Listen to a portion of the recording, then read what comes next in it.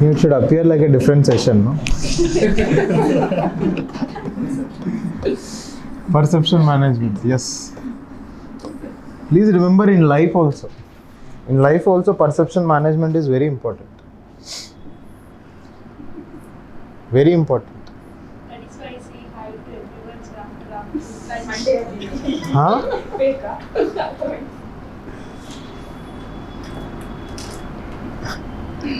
Because when it comes to your marital relationship, or when it comes to your parental relationship, or when it comes to your societal relationship, or professional relationship for that case, it's all about perception management. You work hard, you don't work hard, but you perceive or you maintain the perception that you work hard. That getting the results, getting the outcome is on a later perspective. Okay. Now, unless and until you are very comfortable. Now, one advantage of maintaining this perception in any of the field is you will have freedom of doing what you want to do. Now, say you are not maintaining your perception, that means you are bound by the rules of the game already. Now, you ensure your opponent that, my dear, I am playing an ethical game, I am within the rules of the game. You make him believe in your initial first 2-3 games. Then from the 4th game onwards, not cheat. I will not say cheat. I will not say cheat, but I will say play. I will not even say bend the rules, but play as per your freedom. There is a difference playing as per your freedom. There is a difference playing an unethical game. Let it be ethical, but your own freedom should be there, right? Because freedom breeds efficiency. Please remember, with respect to UPSC also, as confidence breeds efficiency, freedom breeds efficiency. You should not be too engaged with your books. Okay. Now what happens is, it might appear that your faculty is telling not to study, but that is not the case. You are supposed to study to a certain limit. There is always a limit. Okay.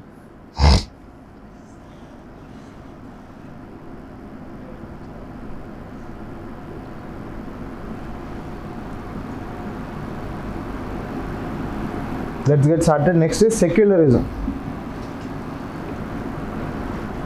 What are the things you learned with respect to secularism in your polity? So that maybe if I get a chance, I'll just revise them, then we can get into the societal aspect of it. 42nd Amendment? Okay. Then?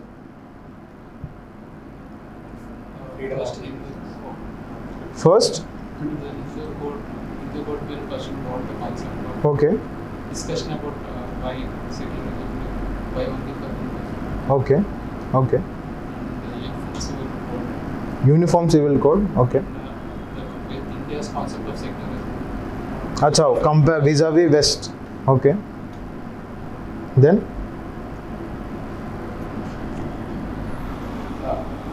Fundamental rights which are ensuring secularism, like Article 25 to 28 and 29, 30. Okay.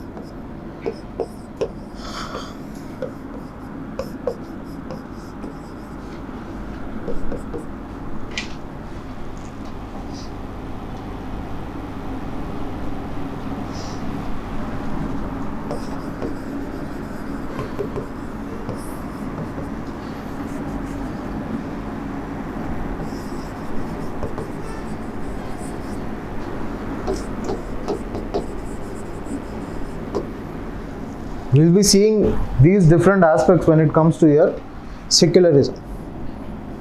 One is, what are the different, or what do you basically understand by the word secularism?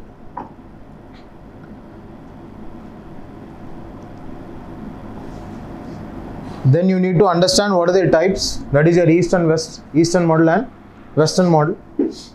Then what is the genesis of the concept of secularism? Basically we would trace the historical genesis.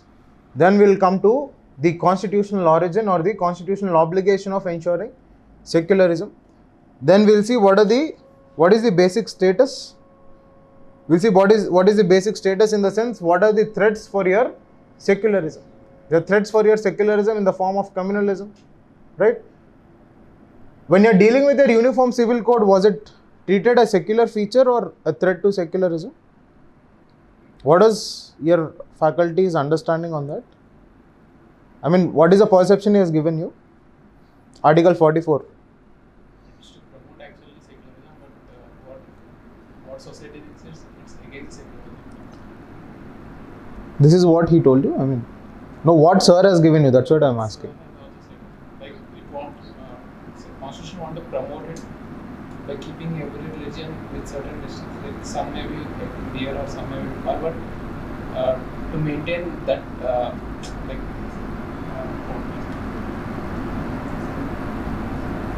To maintain? See, basically when we look at your Article 44, Uniform Civil Code, it is generally perceived as anti-secular feature. Because when you look at the Indian form of secularism, we state that it is an equidistant model. Equidistant model because we treat every religion as same, and we have the freedom of, or the state has the freedom of promoting a particular religious activity in the welfare of that particular religious community. Now, one thing you're supposed to remember here is state has freedom of promoting, but it does not have freedom of imposing. There's a difference. We'll see when we're dealing with types in detail, what are the different types, and we'll see what is the Indian model of secularism. Now, what is the basic definition or understanding of secularism? separation of religion and religions. It is group of different religions. Separation of religion with respect to administration. Okay, state and okay, State and religion. state and religion. Okay, All religions. equal treatment of religions. Okay. Now, to simply put it, a secular state is that state with no state religion. Simple understanding. Is that state which has no state religion. The state which has state religion is what is called as theocracy or theocratic state. Now, what is anti-religious state? Against religion, against the concept of religion. It is more of an atheistic in nature. Now, this anti-religious, these two are religious, and the opposite of these two is your anti-religious, because they do not perceive or they do not believe in the concept of religion. But whereas when you talk about theocracy, it basically promotes a particular religion as state religion. Now, whatever kind of machinery they are devising, they devise it by keeping in the mind of the welfare of the public of that particular religion, a specific religion. Now, when you talk about secularism, it is basically a perception, or it is basically a consideration that there is no state religion. All religions are treated same. Or there is a watertight compartmentalism that is being created between the state affairs as well as the religious affairs. Now, when this kind of tight separation between the matters of religion and the matters of state, you find or you see the concept called as secularism. Theocracy. Is Sri Lanka a theocracy or secular state? Secular? Secular? At least they claim. No, it's a theocratic state. Sri Lanka is a theocracy. Basically, they promote Buddhism. What about your Turkey? Turkey also theocracy. Now it is Turkey is theocracy. Now it is turning on a theocracy. It is secular state. So previous state was It is a secular state. Generally, we get confused between Turkey and Sri Lanka because Turkey we perceive it to be theocratic, Sri Lanka we perceive it to be secular. But it's the other way around. Turkey is a secular state, where Sri Lanka is a theocracy, Buddhist theocracy. Now, when you look at different types of secularism, it is your Eastern model, East and West. Now, when you talk about West, it is basically a religion and state are completely separated. Your religion and state are completely separated. There is no area of convergence, there is no area of cooperation, there is no area of interference when it comes to your religious as well as state matters in the Western model of secularism. Now, when you look at the Eastern model of secularism,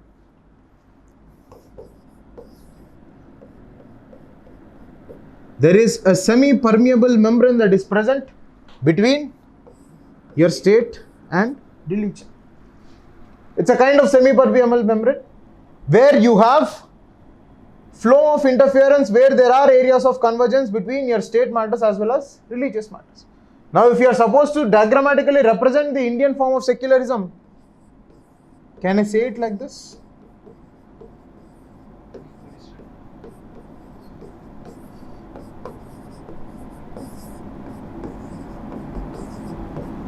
It is equidistant. Although you have a matter of convergence, although you have a matter of interference, although you have a matter of cooperation between your state and religion, but all the religions are equidistant. That means all the religions are treated equally. This is what is meant by Indian model of secularism. Now here, when you look at the Indian model of secularism, we don't have any type of state religion. And we don't have any state mechanism which categorically emphasizes on the promotion of a particular religion. Now it is only that when there is a situation arising for a particular state machinery to look into the promotion of a particular religion only in the context of the welfare of that particular community. For example, you have triple talaq, a law against triple talaq. Don't you think it is in the context of promoting the welfare or the human rights or the fundamental rights of the Muslim women? The inheritance rights or the law of inheritance rights, which is countering or the counter narrative for your Mithakshari and Dayabhaga concepts or Dayabhaga schools. It is not to promote Hinduism, but it is to promote the welfare and the fundamental rights and natural rights and human rights of your Hindu women. This is what is meant by Indian model of secularism. Is this clear? Sir, what is watertight separation? Watertight separation. Watertight separation means now religion is a different affair, state is a different affair. Now no religious matter can be decided by state, no state matter can be decided by religion. I mean there is no kind of porosity that exists like this of what we have seen in the Eastern model. State is state in itself, religion is religion in itself. Is this clear? That is with respect to types. Increase this, no? 27, 28.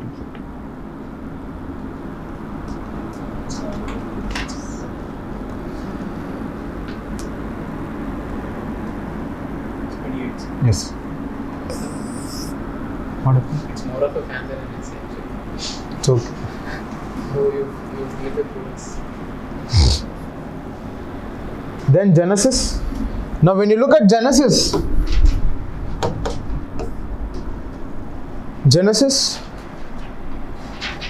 now you can trace back the concept of secularism to your IVC. Although the nature of IVC religion, what was the nature of IVC religion or religion of IVC, Indus Valley Civilization? Kind of animistic and secular. There was Anthropomorphic. It is called as anthropomorphic kind of religion. Yes? Anthropomorphic or naturalistic in nature. Your trees, your animals. The people tree worship the bull, humped bull. Right? Or your Pashupati seal. Right? So there was prevalence of a secularistic tendencies with respect to the religion of IVC. Now when you look at your medieval, it is more of Islamic tendencies. Yes, your medieval is mostly Islamic tendencies. That's why they call it as the Indian history is communalized. The Indian history is communalized because they perceive ancient to be Hindu, medieval to be Muslim or Islam, modern to be Christian. When you look at the modern India, it is mostly a resultant of the entry of Christian missionaries, be it in terms of your education, scientific temper, or be it in terms of your administration. Now when you look at your medieval, it is mostly your Indo-Islamic, right? Your Delhi Sultanate and Mughals.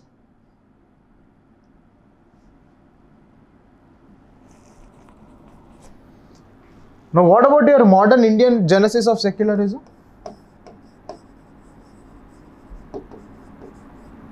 Modern Indian genesis of secularism, where all it started? That's ancient. Ashoka, Dhamma, all these are ancient. Modern. 1857. 1857. How? The Hindus and Muslims. Okay. To an extent. Any formal crystallization of principles of secularism in any of your modern Indian events? Khilafat. Okay. Khilafat is one, but it was formally seen in year 1928, Nehru's report.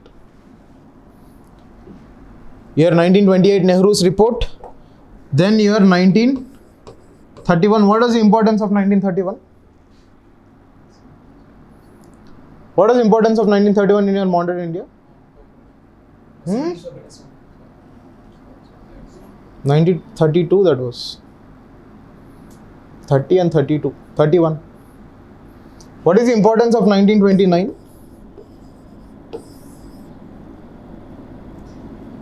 What is 1929? Nagpur session is 1920.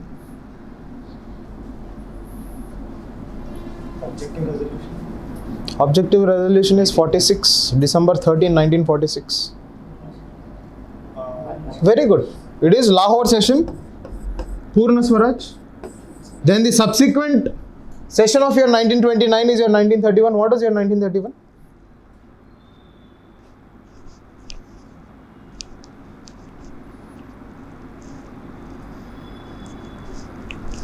My dear, revise. Modern India, at least these years have to be on your fingertips.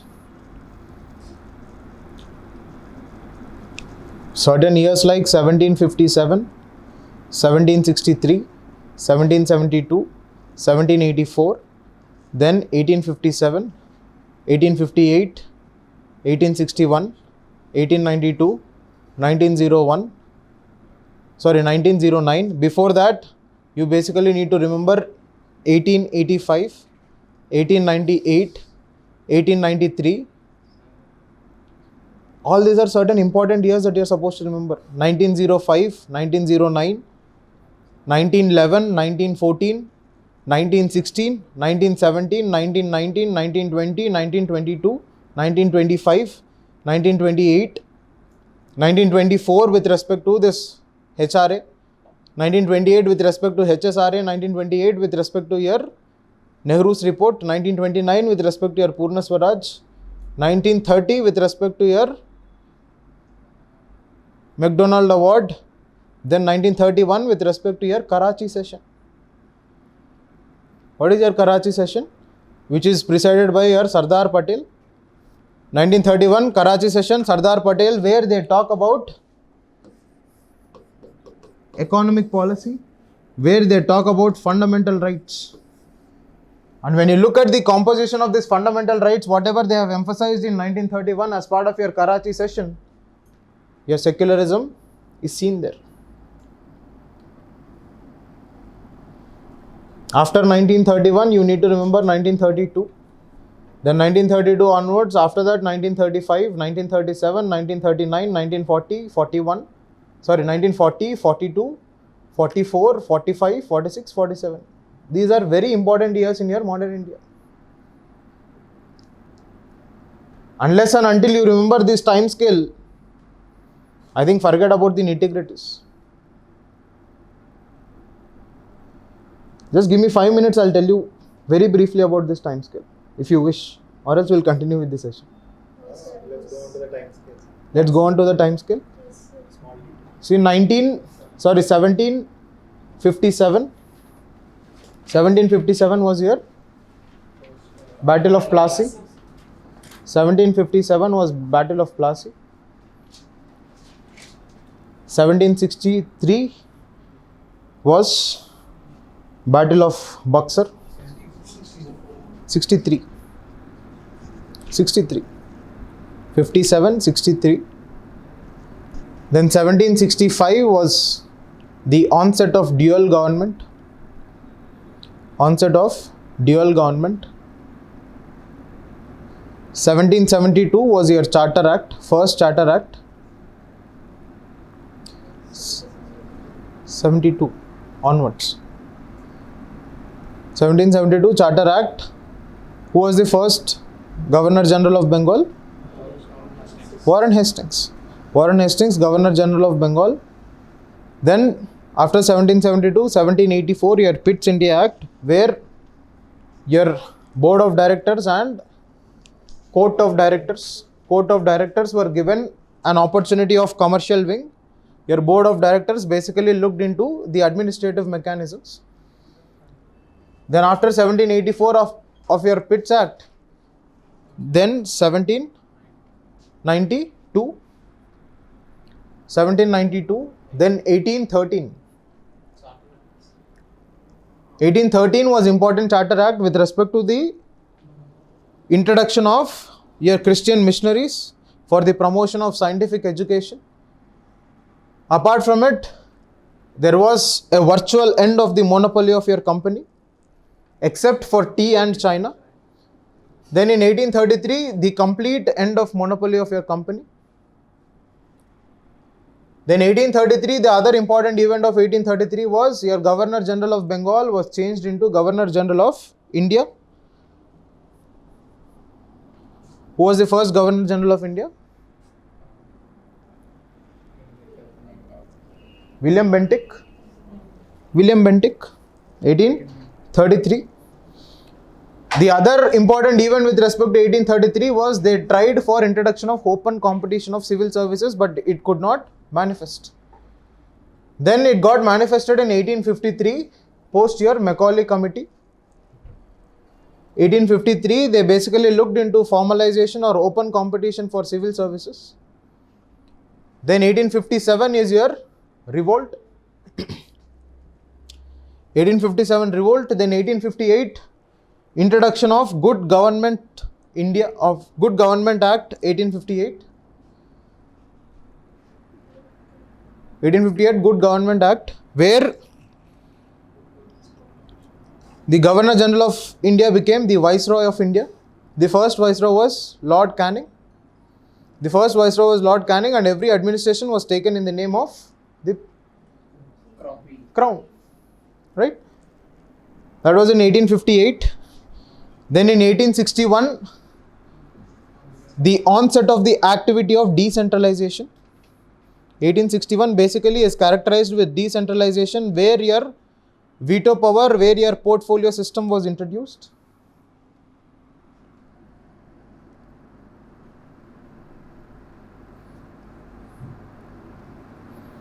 Where the portfolio system was introduced.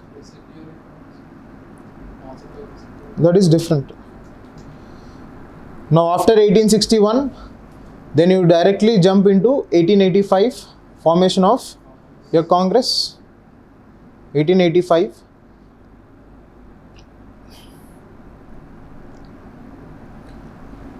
Then 1885, then from there you directly jump into 1905.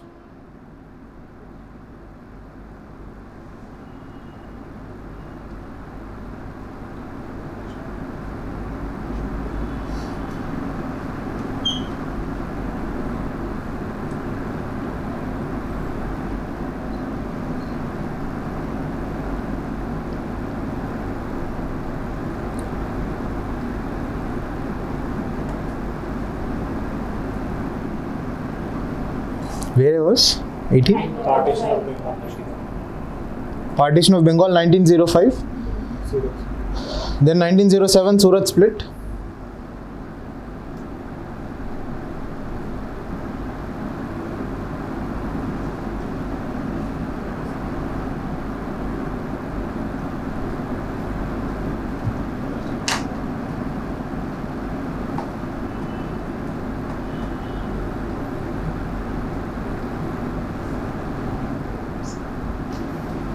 Then 1907, 1909 with respect to Morley Minto reforms.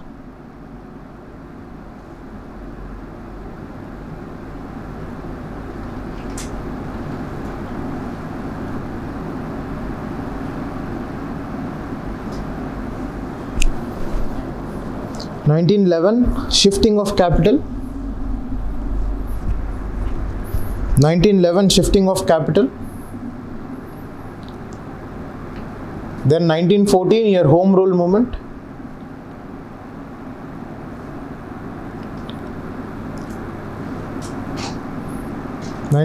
Home rule movement.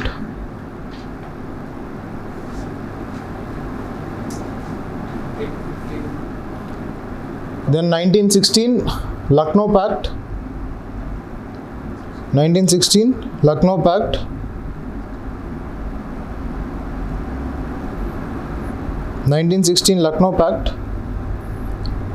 Then 1917 the onset of Montagu Committee or Montagu Report.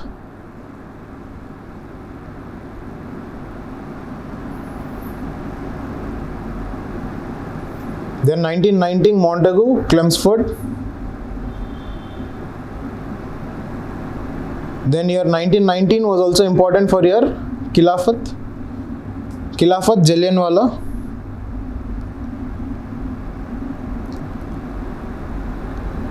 And before 1919 please add 1917 also. 1917 because you have Champaran, Ahmedabad and Kheda Satyagraha. CAC formula, CAK. This was the order of Gandhian Satyagrahas.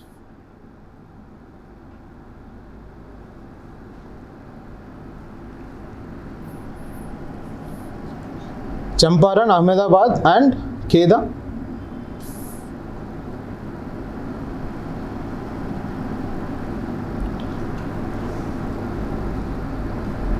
Right?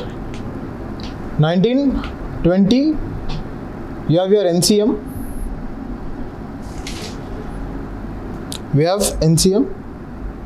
1922 Chauri Chaura incident.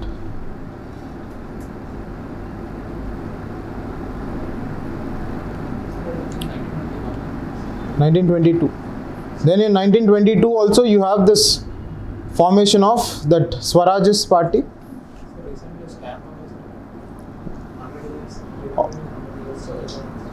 That is 92 only. 22 only.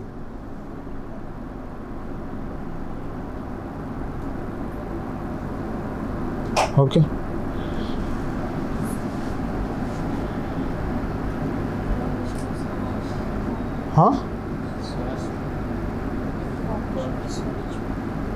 Formation of Swaraj Party. 22. C.R. Das. Then 24 with respect to your HRA.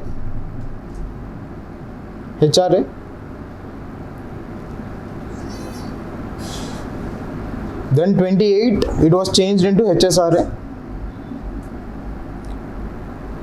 And before 28, 27 your Simon Commission. And as a consequence of Simon Commission,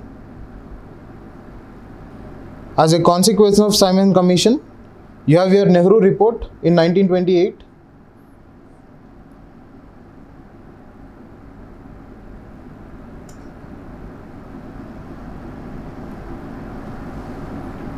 You have your Nehru report in 1928.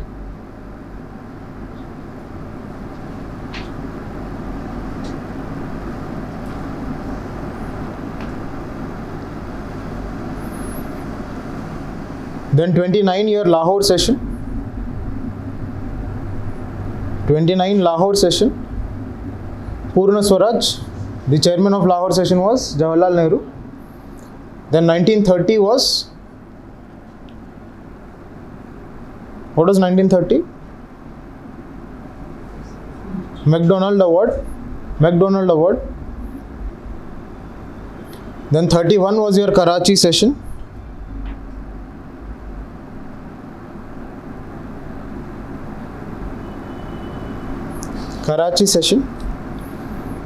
Under Karachi session, you have that economic policy that has been framed under Sardar Patel. And also they have talked about fundamental rights.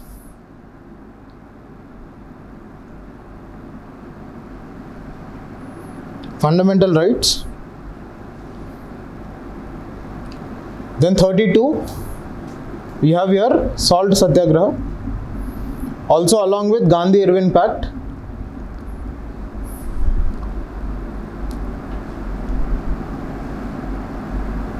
Gandhi-Irwin Pact.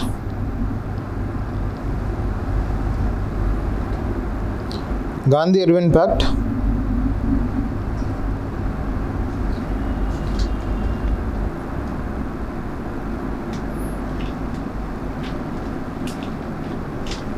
(32). Then 34. 34 was formation of Congress Socialist Party. Here Jai Prakash Narayan and Acharya Narayan Dev.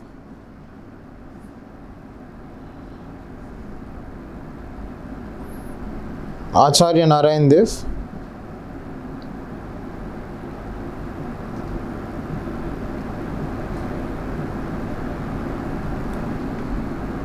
Then 37.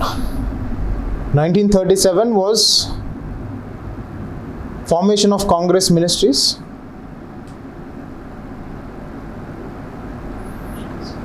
Formation of Congress ministries.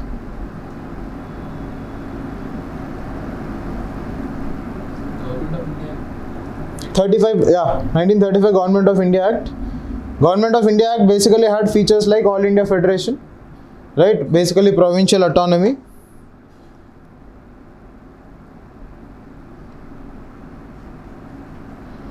I told 37.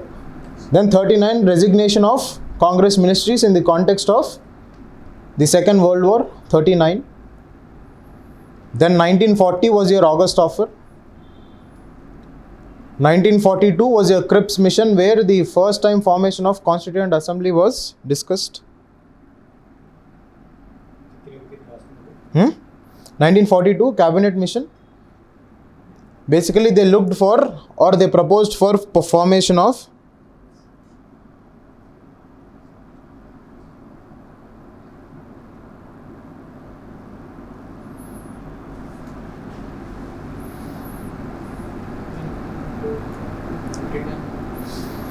Quit India also, add Quit India. Then 1940 add even individual Satyagraha, where your Vinoba Bhave was first.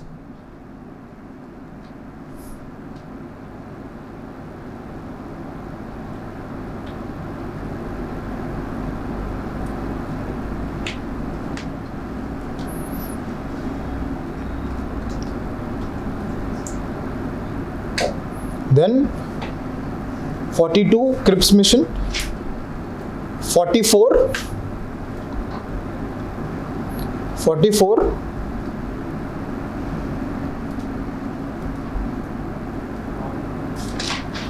was Likat Pact. Likat, I don't remember. Liaquat, Liaquat Pact, 44. Then 45 was your Shimla Conference or Wavell's Plan.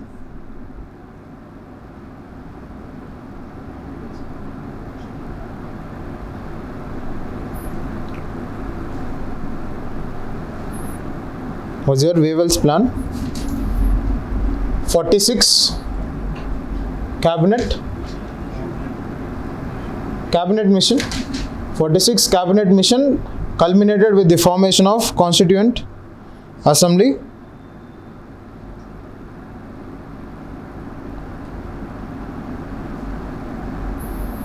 (46) you even include Tebaga movement.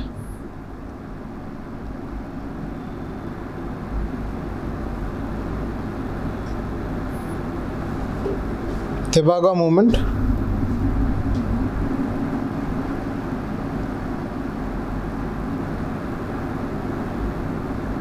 Tebaga movement.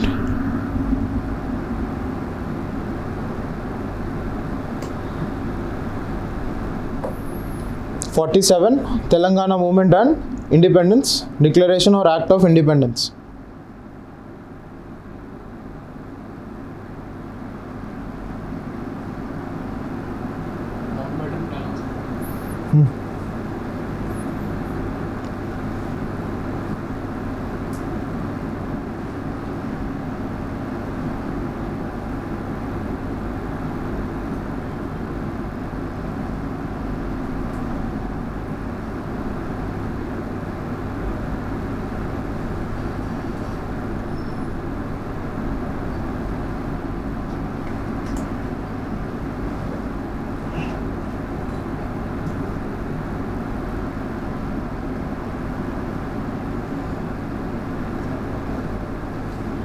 This is the basic timeline. Now these years you are supposed to remember, minimum at least. Because sometimes in your mains exam, I think when last year they had asked a question directly, like there was a deliberate delay in the onset of independence by the British post 1940s examine. Then there you were supposed to basically write about what? Whatever happened after 1940. Your Quit India movement or the consequence of Quit India movement, your August offer. Then your 1942 Cripps mission. Then 1944, 1945 Wavell's plan. 46 cabinet mission. Then you also need to talk about your Navy ratings that strikes. RIN? Yes?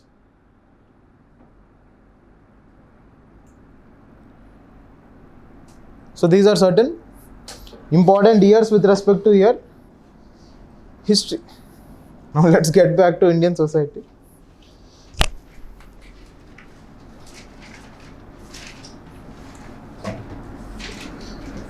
My dear, one suggestion I would give you is keep broader structures ready. For every subject, keep something very broad like this. Now for your Indian polity, your fundamental rights, DPSP and fundamental duties, at least fundamental duties have to be on your tips. All those 11 fundamental duties. Because in the conceptual understandings of Indian polity or in the philosophical aspect of Indian polity, if you are answering a question, you are not getting any point, you write any of the points of fundamental duties. In your ethics also, you can write fundamental duties as an answer in one question at least. You don't know anything, just add connectives to all the fundamental duties, that becomes a beautiful answer. Try it out once today. Once you go back, just open your 11 fundamental duties and write some connectives, is, war, being, so, therefore, all this, and write all the 11 fundamental duties. You will see it will form a beautiful answer. Because your fundamental duties, your DPSP and your fundamental rights, they have extremely wide application, and your principles of preamble also. At least bare minimum, by heart your preamble, by heart your fundamental duties. And linkage between your fundamental rights and DPSP must be sufficient. Now when you are studying Article 17, it is very certain that you are supposed to remember about Article 14, Article 46 and Article 39 clause F and E. Now when you are studying Article 14, Article 15, Article 16, you are mandatorily supposed to know about Article 38. You are mandatorily supposed to know about Article 39 clause D. You are mandatorily supposed to know about Article 39 clause C. Right? Then you are supposed to know even Article 43 clause A. You need to basically interlink. So when you are reading fundamental rights, they should not be read as fundamental rights alone. Because one thing you are supposed to understand with respect to the changing pattern of questions is they are going for more applicative part in your Indian polity. The fundamental reason behind why they are going behind applicative aspect of your Indian polity or Indian constitution is, now when you enter as a bureaucrat, you are going to take an oath of allegiance to the constitution. We basically uphold something called as constitutional loyalty. And when we are taking an oath with respect to the allegiance of constitution, and when you are trying to uphold the constitutional loyalty, it basically indicates that we need to be well versed with the provisions of constitution. It is not only that we are being well versed with the provisions of constitution, but we also need to be well versed with the applicative aspects of those provisions.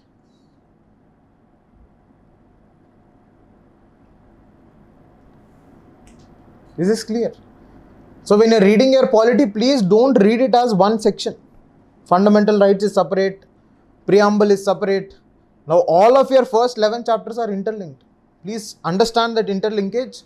When you understand that interlinkage, like what we did yesterday, understanding society, social structure, social issues, social justice, social empowerment, social change, you can write a broader answer and it will give you a conceptual understanding, and it will make the examiner understand that this fellow understood the concept of fundamental rights, DPSP, preamble, fundamental duties. Now please remember, you need to make examiner understand how you understood the concept. That is all about answer writing. And you will be getting more marks only if you write the interlinkages that you have understood. Fundamental rights everybody can by heart. You don't need a polity faculty for that. But it is only the purpose of faculty is to give you that interlinkages. Now as per syllabus, if you surf your net, you will get ample amount of data, ample amount of writings, documents, you can write by heart and write. But that is not the purpose of any faculty. The purpose of faculty is to give you interlinkages. How you interlink your GS1 with GS3, how you interlink GS3 with GS4, and how is GS4 interlinked with your GS2. That kind of interlinkage is very much necessary so that you can write even a very beautiful essay. Now the reason for me to score extremely high marks in essay and ethics is this interlinkage. I think I already mentioned I always score top 10 scores in essay in the country. In 2016 I got the highest in the country. Because essay is not all about what you know you write. It is all about how you express the content. How you make examiner think that this fellow has interlinked, this fellow has understood. Now when you are writing about patriarchy as a topic, which was this year's, if you just write about patriarchy as a topic, then it is going to be doomed. They said patriarchy is an inherent phenomena which is not seen, but the social structural issues because of patriarchy is very much evident. That was the topic which was given. I think the question number 7 or 8. The thing you need to understand here is, first you need to show to the examiner that why patriarchy is an hidden phenomena. In what ways? At the individual level, we don't speak about patriarchy. That is why it is hidden phenomena. At societal level, people are shied away and people are feared about losing this perception of the society as an inclusive society. That's why they don't speak about patriarchy. That is why it is an hidden phenomenon. Now when you look at governmental level also, you don't have gender neutral laws. For example, adultery till its recent amendment in Shine Kamal case. Or for example, if you take at international organizations, show me one gender gap indicator, for example your gender gap index or gender inequality index, which is released by either by UNDP or by your WEF. Show me one indicator which has patriarchy as a parameter. Now don't you think such a world organizations where they are releasing or where they are giving a comprehensive understanding about gender inequality, and when they are not keeping patriarchy as a parameter, don't you think it is making it a hidden phenomena? Yes. This is how we are supposed to get. Now this only comes with your interlinkage and understanding. Believe me. You don't need to read much. It's only that by heart your syllabus and try which topic of syllabus is linked to what. Just spend 15 minutes or half an hour every day.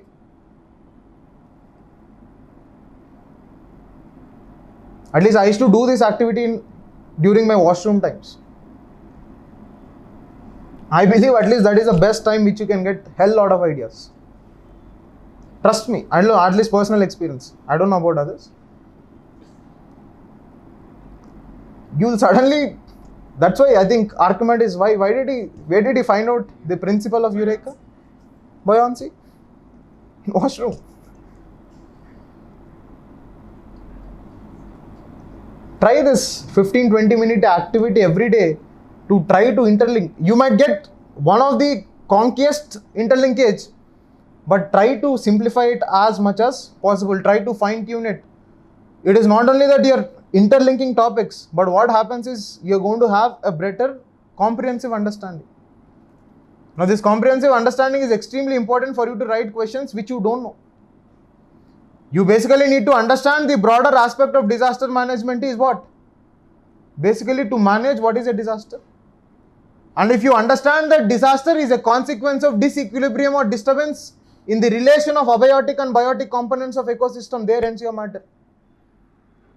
Your ecosystem is what? It is basically composition of abiotic and biotic factors. Now they have an equilibrium relation. Now when they are in equilibrium, then you would have ecosystem equilibrium. Then you would have stability in the ecosystem. Now once this equilibrium is broken, don't you think that condition is what is prevailing as a disaster? No book gives you this understanding. No book gives you this understanding. I'll bet on it. You just need to understand these fundamental things and take it for granted. You can score very well.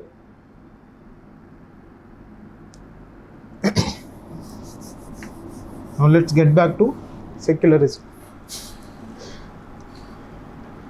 So this is origin.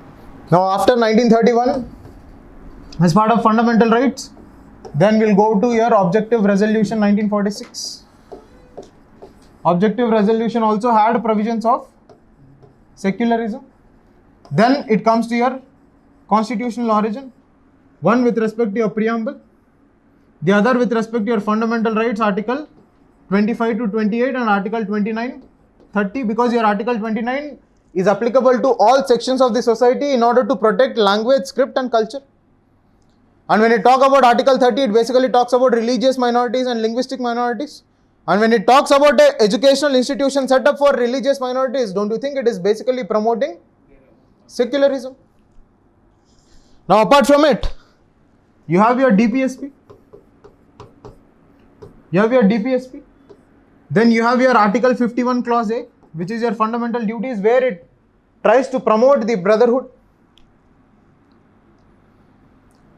Don't you think your article 326, which basically provides for universal adult franchise, is also an article for your secularism? Yes? Yes? Your article 326. For that instance, your article 14, article 15, article 16. Yes or no?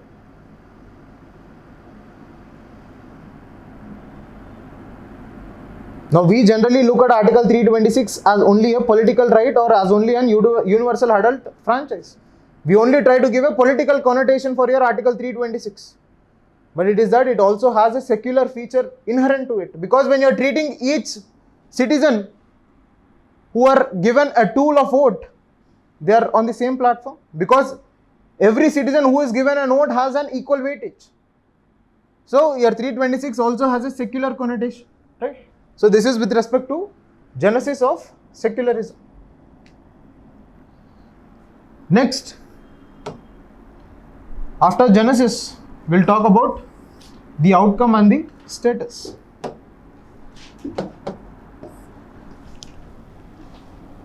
The outcome and the status.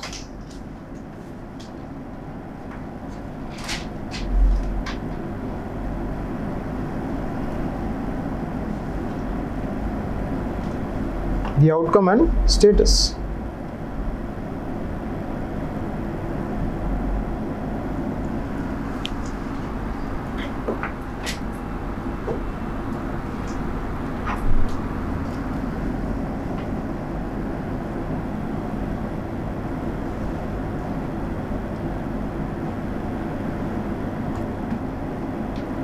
Now when you basically need to talk about status, the status of secularism, we generally emphasize on threats for secularism. We basically emphasize on threats for secularism. The first threat for secularism is what? Communalism. The first threat is communalism.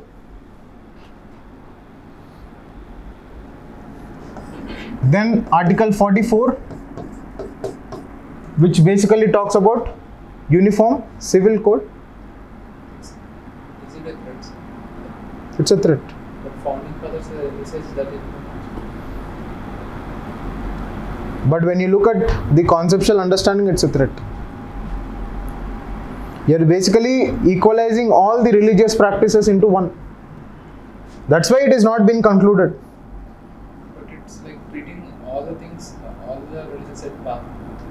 All the religious are at par, but you're basically equating all the religious practices, which is an non-secular practice or non-secular feature. Because when you talk about secular feature, you basically uphold or respect each religious practice or the practice of each religion. Okay. That's why I asked you initially when I was about to start secularism as a concept, was your Article 44 taught as a secular feature or or a non-secular feature, right? It is generally a threat to your then don't you think your judiciary is also a threat? Yes. Your Shabarimala case? Your Shabarimala case, but judiciary has a different connotation where they are busy in upholding the constitutional morality over your social morality. Because when you look at the guardian of constitution, judiciary is designated as the guardians of the constitution or guardian of constitution. Now when they are designated as guardian of constitution, it is very certain that they are supposed to uphold or work for protecting the objectives of your constitution, which is manifested in the form of constitutional morality. So in one way your judiciary is also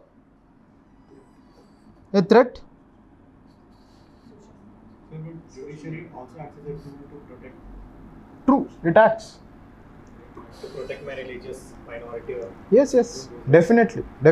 But one form of, that's why I'm specifying why judiciary is a threat. We cannot simply say the actions of judiciary is a threat. We'll just say specifically, case by case basis. Now the other one is communalization of politics.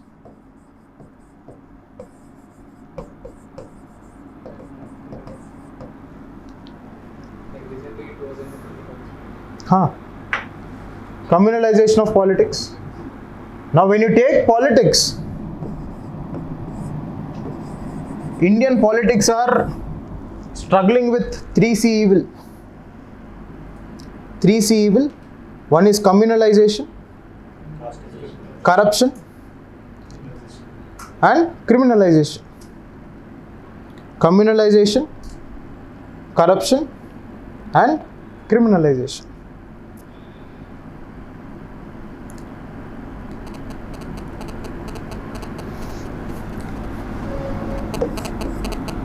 Now even your non-governmental organizations, adventurism is also a threat to your secularism.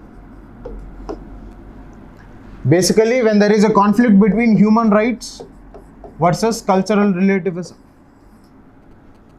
Human rights versus cultural relativism. Now what do I basically mean by cultural relativism is, every culture is special to itself and no two cultures can be compared.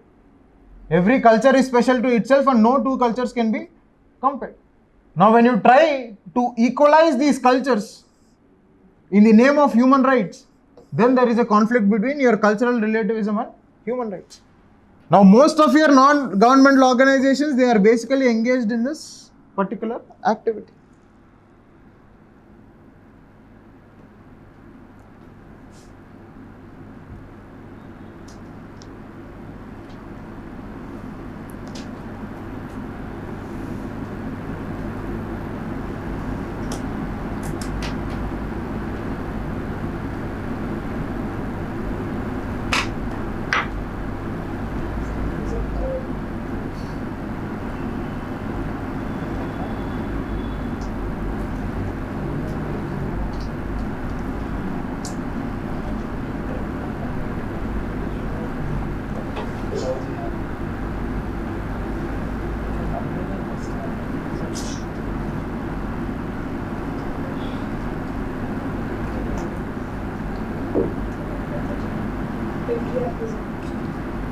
Patriotism.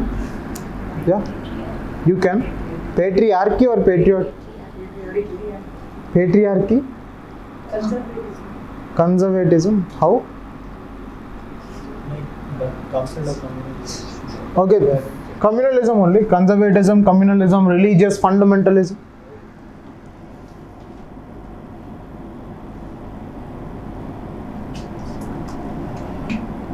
Religious fundamentalism.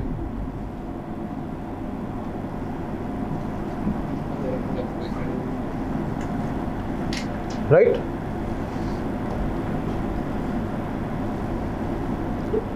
So this is all about the status.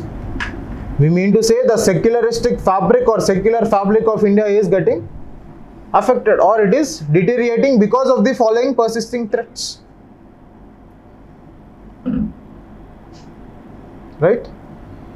Now what are the measures or what are the outcomes? What are the outcomes or outfalls? What are the outcomes and the outfalls?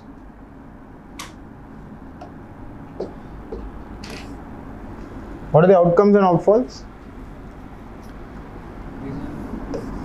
Social order and peace.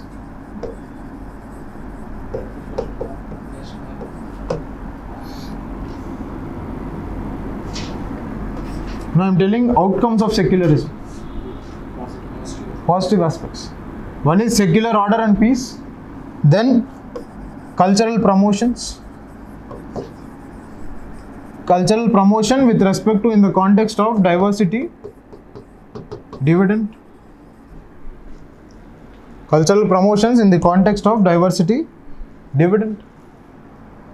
Then economic aspect with respect to nurturing of creative potential.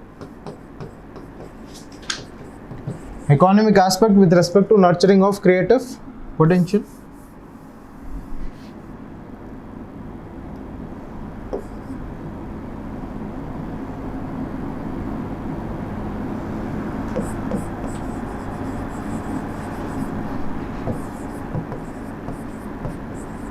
Human rights, for instance, fundamental rights.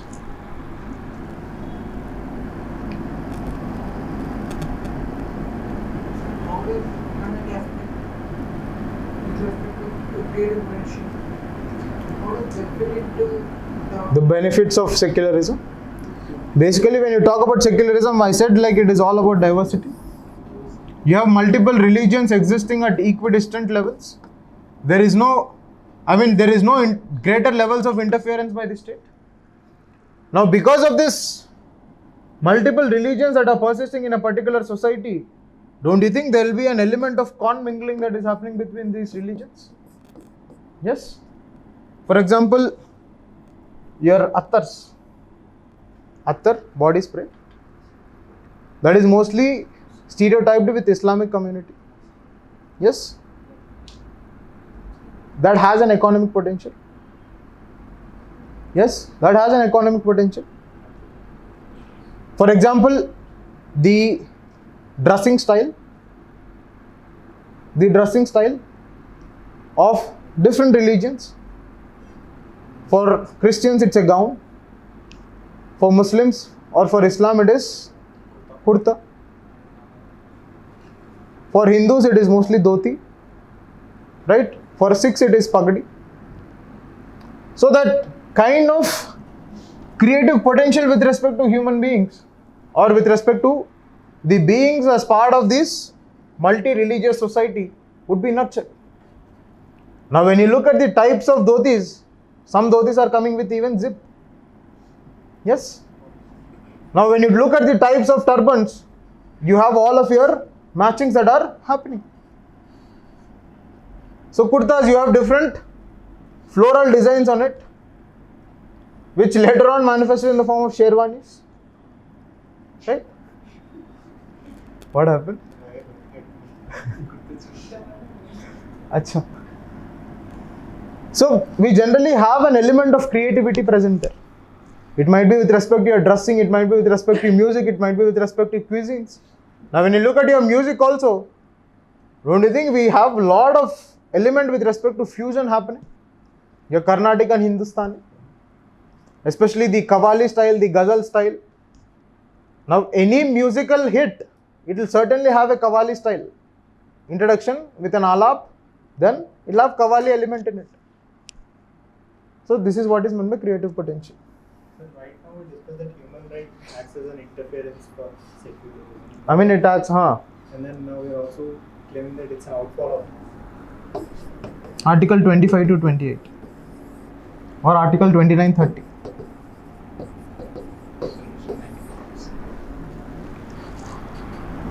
Now as part of your Article 25 to 28, your Article 25 states what? You have the freedom to profess, practice and preach.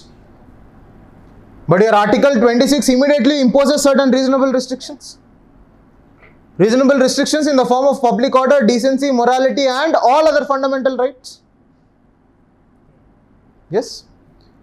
Now what your NGO adventurism or your non-governmental bodies activism, they basically creep into the reasonable restriction ambit. Now they creep in there, then they say human rights are being violated. For example, the female genital mutilation of Bohra communities. The female genital mutilation of Bohra community was considered as one of the human right violation.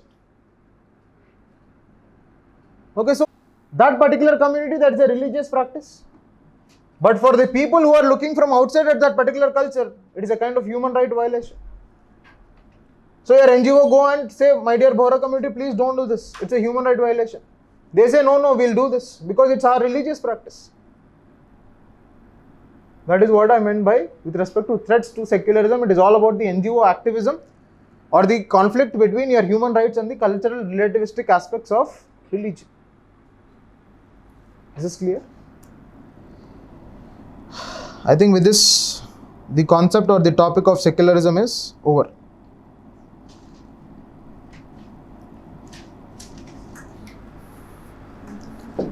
Now the last one in your isms. Are there any measures to uphold secularism? Any way forward? Your constitutional measures. That's it. Constitutional, cultural sensitizations, all this.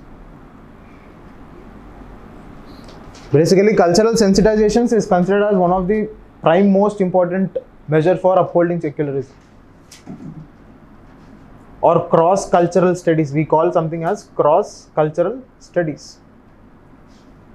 Or cross-cultural understandings.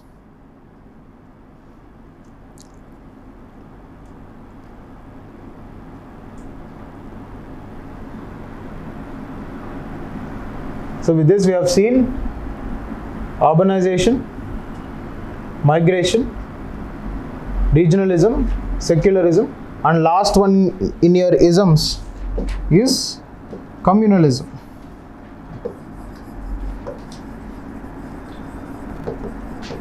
It is your communalism.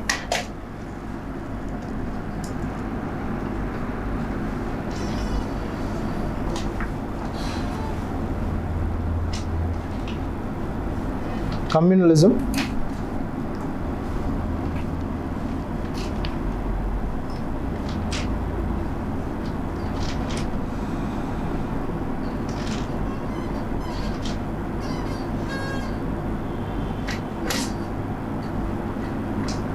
Communalism.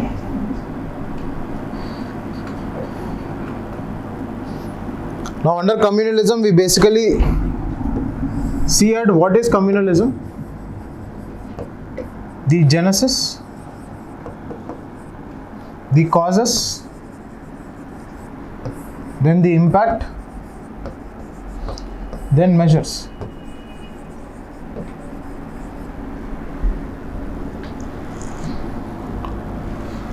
What are the causes, or what is genesis, causes, impact, and measures?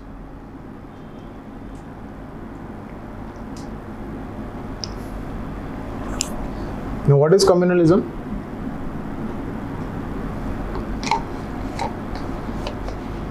Ability towards a particular Community, one particular community. One particular community. One particular community.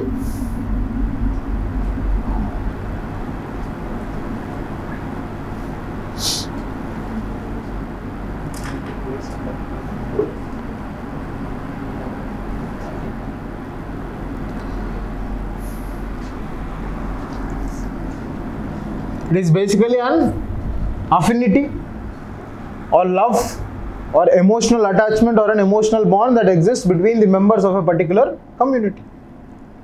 Or it is an intra-communal relation, or which prioritizes intra-communal relations.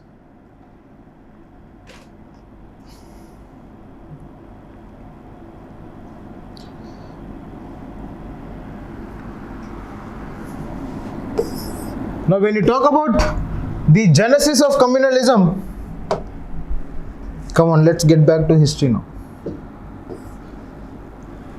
It's a challenge. No issues. Tell me, what is the genesis of communalism? 18. 1905? 1905. Very good. Then 1898 first time. Mopla Mohammadan Revolt. University. Aligarh Muslim University. Aligarh Muslim University was not 1898. It was prior to that. So Syed Ahmad Khan 1998. If you want to go back even more, Mopla Revolt. Mopla Revolt 1921. 18. Acha, that one. 1970. Okay. Okay. So basically we'll go from 19th century, 1905, then 1906, 1906 with the formation of Muslim League, then 1909 communal electorate, separate electorate for your Muslims, then 1990 separate electorate was expanded for your Christians, for your Sikhs, for your Anglo-Indians, for your Europeans. And a separate electorate for women was given in year 1935. Right? Then year 1921, Mofla Revolt or Mofla Rebellion. Then 1947 year partition.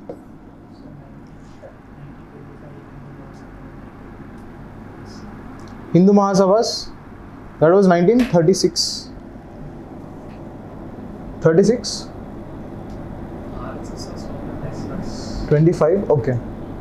36 was All India Kisan Sabha, sorry, correct, 26. 1926 was your Hindu Mahasabhas, correct. Basically this responsivist wing of your Swarajas or Swaraj party, your Madan Mohan Malviya, your Vallabhbhai Patel, all this form this Hindu Mahasabhas. Basically this is the genesis of communalism. Now when you look at the present days, it is because of breeding of certain, or it is because of certain stereotypes. It is because of certain stereotypes or certain religious fundamentalist ideologies or certain religious prejudices.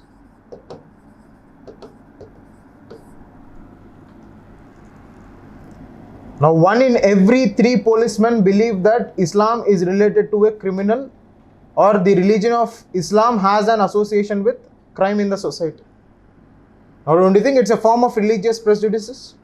It is a form of stereotyping the activity of crime to a particular religion. Yes?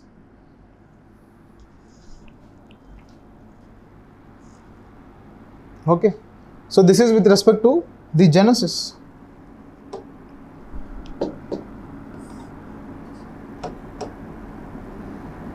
Now the causes.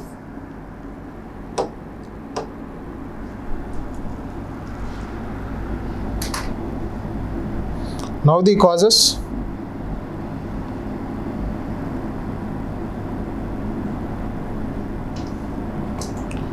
Now the causes.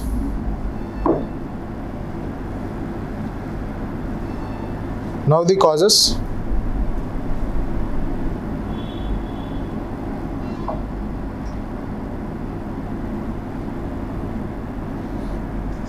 Now the causes. Now when you look at the causes, tell me what are the causes? The first one is the historical injustice. Historical injustice. The next one is cultural indifferences. Cultural indifferences. Then discrimination. Discrimination. Then the preachers or religious heads, the misinterpretation of religion. Then stereotyping. And the communalization communalization of politics or communalization of, I think that communalization of history can be included here.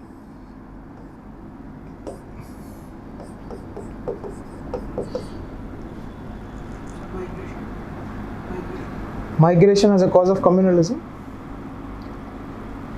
Okay, that basically leads to this cultural indifferences. So we cannot directly state migration as an issue for communalism, because when you look at communalism, it is more than demographic, it is more an ideological phenomenon. Religious fundamentalism will come under. Huh? Fundamentalism will come under. Religious fundamentalism? I think stereotyping or preachers.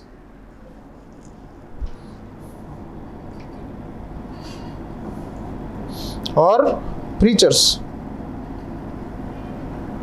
So these are different causes. Now when you look at historical injustice, basically the discrimination, the policy of divide and rule, the historical injustice with respect to, or the perception of historical injustice with respect to Muslims and Hindus.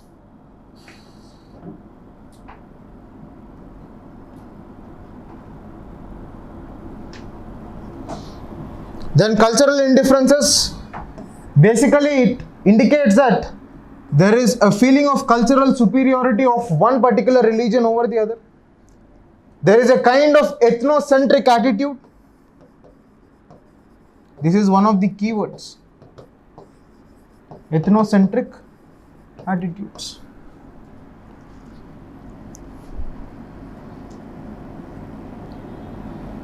Ethnocentric attitudes. Then when it comes to discrimination, don't you think because of this ethnocentric attitudes, this discrimination is a resultant of ethnocentric attitudes? Yes?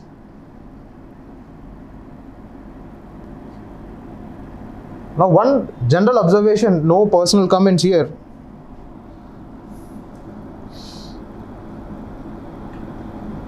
How many of us allow Muslims into our temples?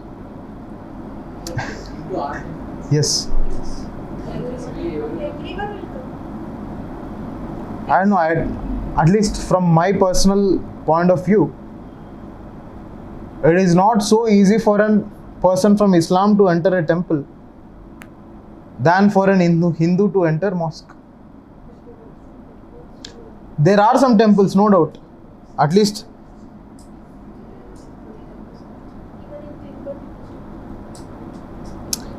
That is there, but I am telling at personal level observations.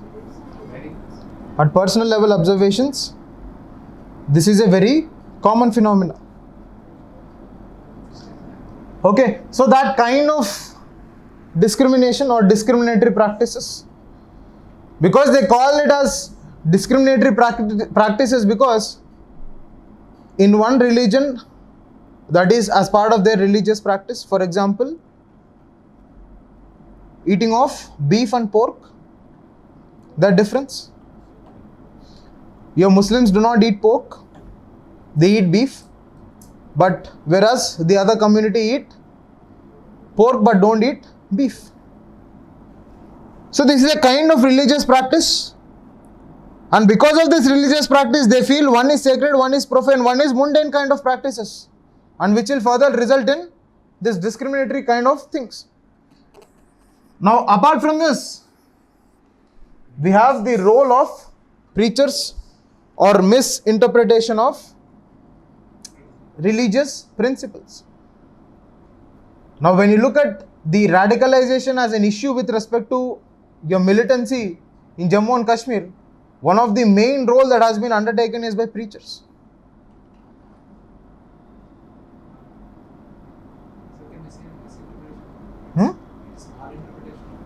Misinterpretation of religion only. They understand it perfectly, but they won't. No. They don't understand. No.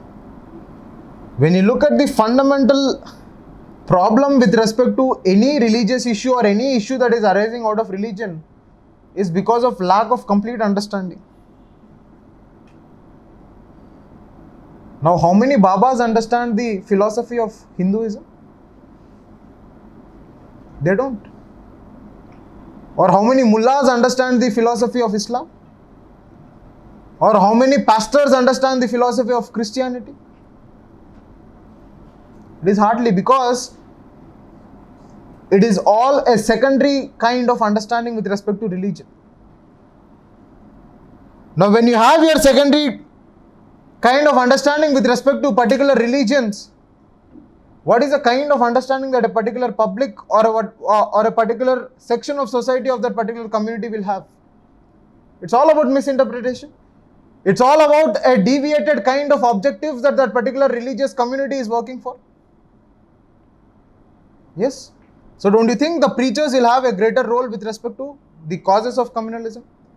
The religious fundamentalism which they promote through their influential speeches. How many of you have heard about Zakir Naik? Zakir Naik. He was one such preacher. Brother Anil. Brother Anil. I should not speak much about Brother Anil because he is a very powerful person. Okay. That's why I'm telling. That's why I'm not telling anything. I humbly oblige the power of Brother Anil. Huh? No radical comments? Right? Maybe after class is off, then we can discuss something interesting. That is the role of your preachers. Now, don't you think whatever kind of interpretation of religion or whatever kind of understanding of religion they provide to the public, or they provide to the community, or they provide to that section of community, don't you think it will result further in stereotyping? Stereotyping, basically you fix a particular image, or you fix a kind of cognitive prejudices a particular individual has, or something that is what is called as cognitive consonance in your ethics paper. We talk about something called as cognitive consonance. You basically perceive that if an Islam guy with long beard, with no mush, with a topi, he is a terrorist. Tell me how many of you will dare to sit next to him in your bus? Hardly. People from Maharashtra. Hardly. And in case you sit also, you'll sit. You'll be with a lot of skepticism. Why? Basically, you're stereotyping a particular community, a particular attire to that of terrorist. Yes? How many of you have seen this Zakir Khan stand-up comedy shows?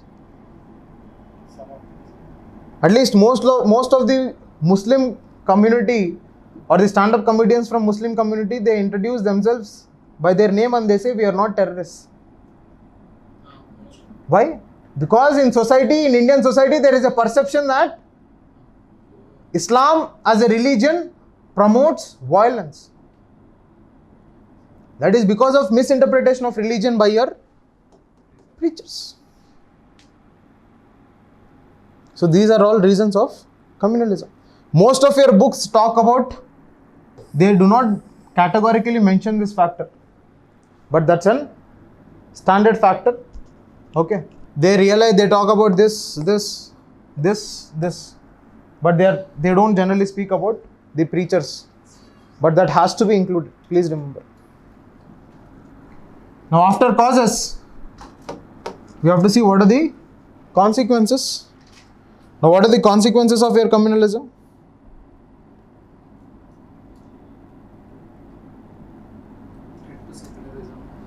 It is a threat to secularism.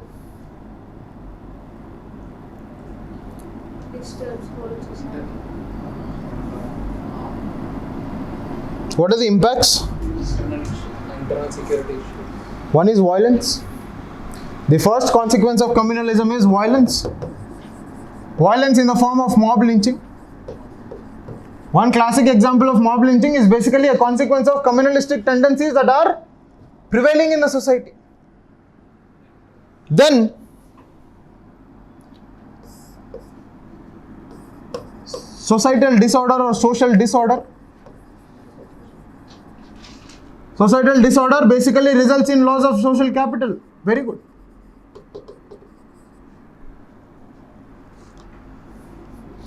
Then don't you think it is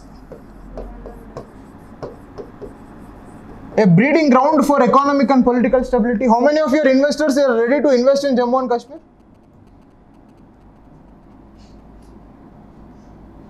They are not ready. How many of the investors are ready to invest in certain volatile areas like your Aligarh?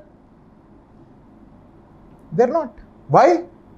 Because of these perceived communalistic tendencies, there is perseverance of, or there is persistence of violence. Because of the persistence of violence, there is lack of economic and political stability. Now the fourth consequence of communalism is institutional degeneration. It is your institutional degeneration.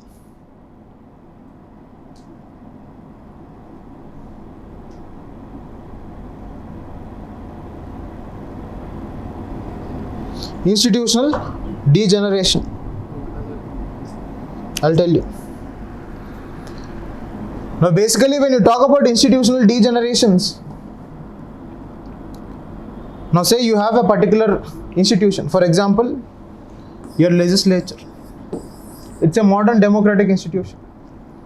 Now because of communalization phenomena, or because of communalization of politics, or because of promotion of hate speech, in the context of promoting your religious fundamentalist ideology by your politicians or by your public representatives, don't you think it is degenerating this legislature as an, what happened?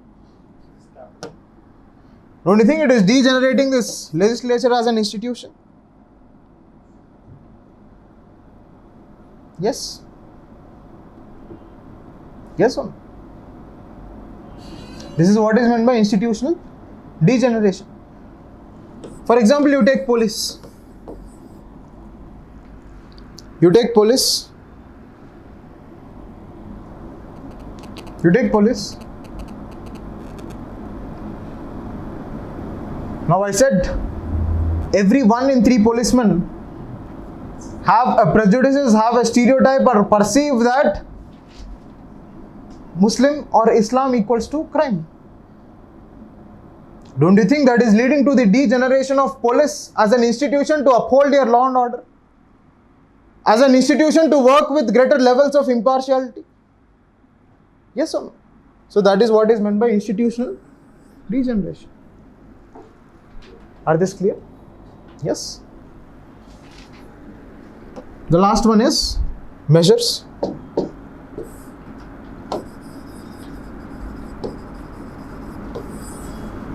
Last one is measures.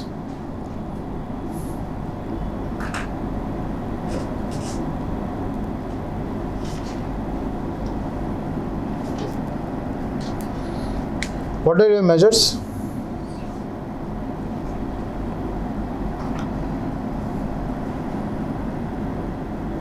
Measures. One is constitutional measures. Whatever kinds of secularistic principles that are being promoted by your constitution, that becomes an antidote for your communalism. Then as per institutional setup, you have something called as National Integration Council. Yes? Or National Council for, I think, Communal Harmony, NCCH. National Council for Communal Harmony or National Integration Council. Then third measure is cross-cultural sensitizations. Cross-cultural sensitizations. Then maybe religious conferences. Religious conferences vis-a-vis the understanding or usage of preachers for a course correction in terms of the understanding of religion, or the course correction with respect to the understanding the objectives of religion, so that this kind of discrimination or this kind of promotion of religious fundamentalism is curtailed. Yes. Then the next step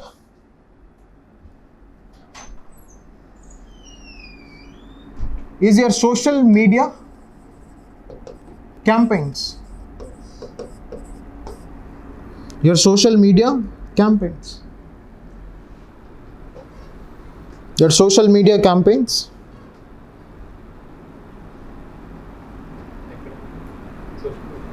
Social media campaigns. Campaigns. Now, Representation of People's Act 1951. Because Representation of People's Act 1951 basically criminalizes any kind of activity that is undertaken by your campaigns, huh? usage of religion during the election. Usage of religions to influence the voter. You cannot use religion as a medium of promotion for your voting bank, and it is criminalized, right? So these are certain measures when it comes to your communalism.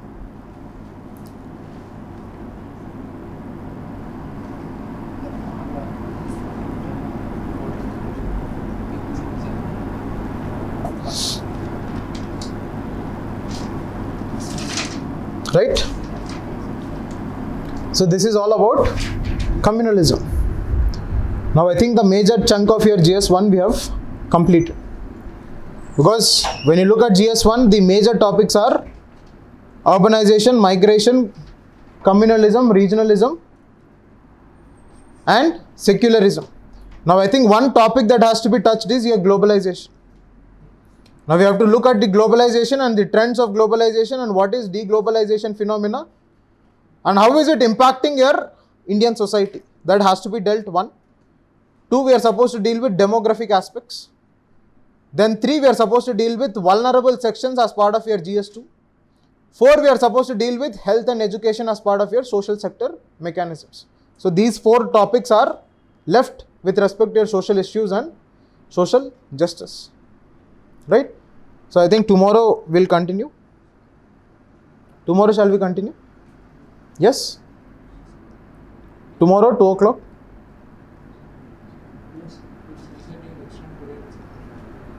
But I have certain obligations, so I'll continue tomorrow. I think from your side, I think there is no issue of extending. So I take all the liberty, no issues. Okay. And very few classes I have seen, at least in my experience of 4 to 5 years of teaching, I have hardly seen any people agreeing for extension of class. In fact, that has to be the trait of a student. That has to be the trait of a student. You need to be desperate to complete your syllabus as early as possible. Now, because, as I said, freedom breeds efficiency. Now, if you are ready to sit for another 1 hour, 1.5 hours, then I'll have my own freedoms. Whatever kinds of obligations I am left with, I can meet. Then whatever kinds of efficiencies that has to be delivered, they'll be delivered on my side. And if you're on the same way, if you're able to complete your syllabus fast, then you have freedom of enrichment of understandings. Now your first attempt goes off in enriching your understandings. Now once you're mature enough to perceive a particular topic in multi dimensions, I'm telling you, this exam is nothing. This exam is nothing. Simply toppers make it difficult, I'm telling you. Believe me. Believe me. Toppers make it difficult by saying we did that, we did this. Nothing they would have done, I'm telling you.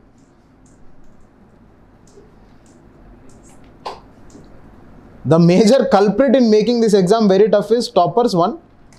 2, your media. I dream with Anjali. Huh? I dream with Anjali. CSB, I don't know, I am not taking any institutions in person, but believe me, this exam is all about interlinkage. Once you know that your GS1 history or your GS1 society has an interlinkage with respect to the chapter 5 of your GS4, or your GS2, the governance aspect has a linkage with respect to the accountability measures of your GS4, then your exam is nothing. Trust me. You just need to keep or equip yourself with the broader understandings of different topics of the syllabus. Now, the only tough stage of your exam is your prelims, which is very random, which demands a lot of 5-star batings. You take agriculture. What is agriculture? Status of agriculture. Status you will have, it is flourishing or either it is in distress.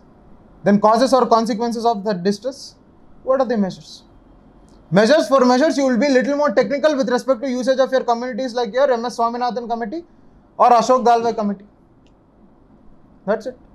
Now your poverty. Poverty also has all this understanding of poverty, types of poverty, causes of poverty, consequences of poverty, measures of poverty. Measures of poverty, it can be either self-employed or wage employed. That's it. And this exam is all about this business only. For every topic, you have these 5 to 6 dimensions ready. And you don't need whole of a book to write on these 5 dimensions. For each dimension, have 5 points. More than sufficient. Just 5 points for each of these dimensions, more than sufficient. Now, at least for your GS2 and GS3, this approach, whatever I have given, is more than sufficient. Because I cannot talk about GS1 much because your history is there and your geography is there. That has little limitations with respect to the subject horizon, it is very big. But when it comes to society, again, whatever approach I am giving, if you follow this, trust me, this is more than sufficient. You don't need anything more, not an inch more for writing an answer. If you want to just test, just go back and refer mains questions of your GS1. You will be very acquainted. Because question will be any of these dimensions only. And question is any of these dimensions only. And at the end, compulsorily you are supposed to write measures or way forward. And Indian society, tackling Indian society is very easy, but people fail to score. Because this broader understanding which we did yesterday in the first session. Now, if you are able to broadly understand what is social justice, what is social issues, what is social change, what is social discrimination, or what is social structure of Indian society, you can get a beautiful interlinkage when you are writing all this. Now, don't you think whatever structures I am giving you, don't you think they are the consequences of whatever broader understandings we have done? You will better realize that whatever broader understandings we have done and whatever structures I am discussing in tomorrow's or day after class, you will better understand that broader understanding has resulted in all these structures. And social issues you are supposed to, or social justice or social society, Indian society, you are supposed to play with keywords. And I think I have given you ample amount of keywords. And make a list of it by heart and use left, right. Trust me. Because Indian society, one issue with Indian society is everybody can answer Indian society. Because it's very general. What we see, we perceive, what we write. But the only difference that comes when you're writing Indian society or your social issues or social justice is usage of keywords.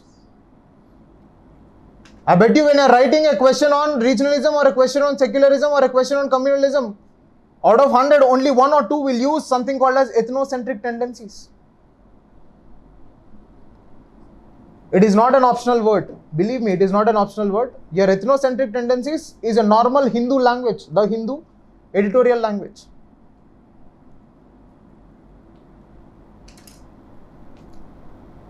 Your cultural sensitizations, cultural insensitivities, cultural inconsistencies, cultural subjugation, cultural assimilation, cultural dividend. On culture itself, we have so many key terms. Societal distress, societal harmony, societal peace, societal disharmony, social capital, right? Societal stability. Different terms on society. In demography, we'll see some more terms. So you basically club all these keywords and intersperse your answer. I'm telling you, it will turn into a very flowery language and very flowery answer.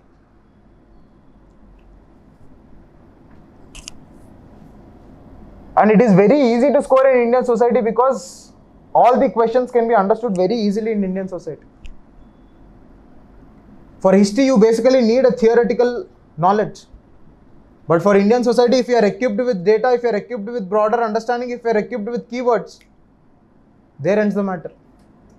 Your roughly 60 to 80 marks are in your hand. And whatever keywords I am telling in the class, those are more than sufficient, my dear. You will not get compilation of all these keywords in any book or in any one source. Generally, the module which I prepare for Indian society or in any other institute, what I take for Indian society is I read around 4 to 5 books. And whatever output I am giving you, it is a mixture of 4 to 5 books. It's a book about social issues or social Indian society and culture by your Ram Ahuja I have read. Niti Aayog reports I have read. There are certain reports which are given by your Ministry of Home Affairs. And whatever I have compiled from 5 to 6 different books of sociology, I am telling you in crux manner. I think the notes of this Indian society will hardly turn out to be 20 to 25 pages. Or I'll say 44 sides max. 44 to 45 sides. And that is more than sufficient for your 80 marks in your GS1 and 50 to 60 marks in your GS2. Right? Any doubts you want to ask? It's fine. So we'll meet tomorrow. Tomorrow we'll start with globalization and its impact on different other things.